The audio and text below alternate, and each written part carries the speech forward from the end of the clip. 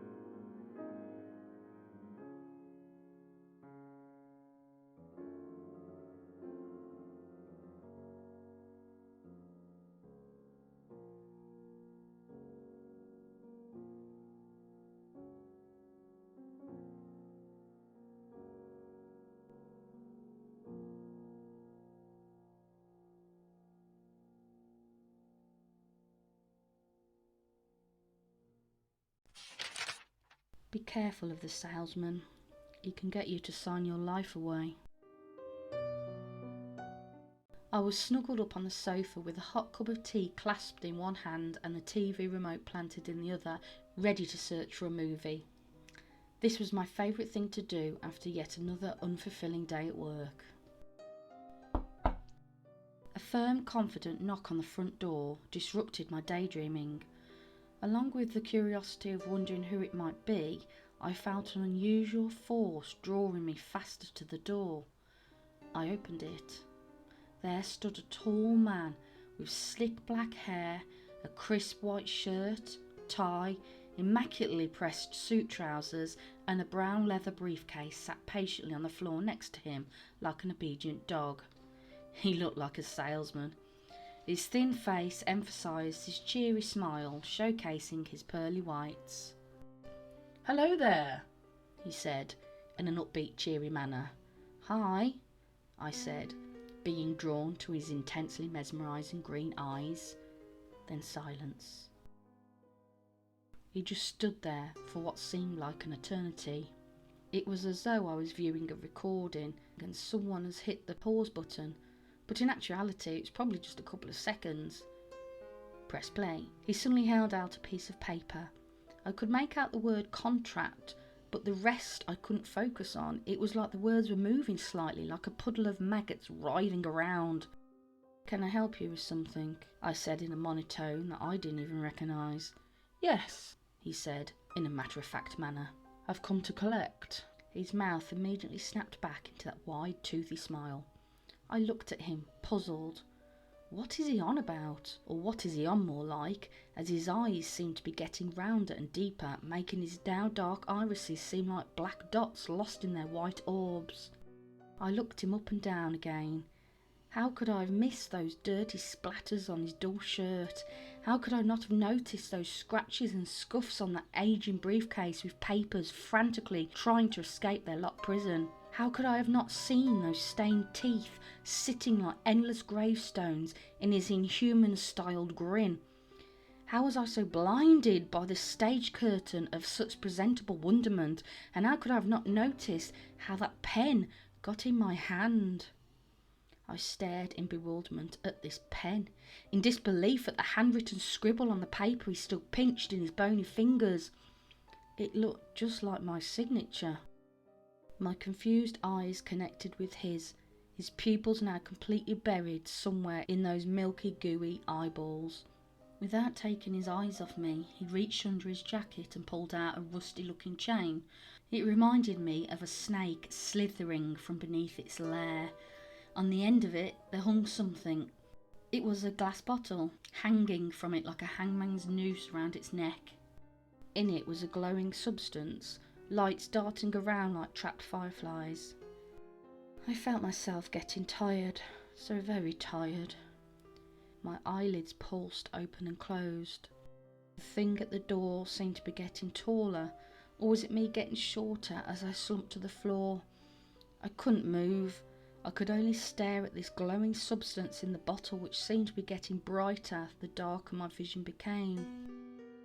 My eyes finally admitted defeat as they closed shut. I just about managed to exhale the words, "What's in the bottle?" The salesman must have leaned down as I felt his cold, rancid breath on my ear as he whispered the words, "Your soul."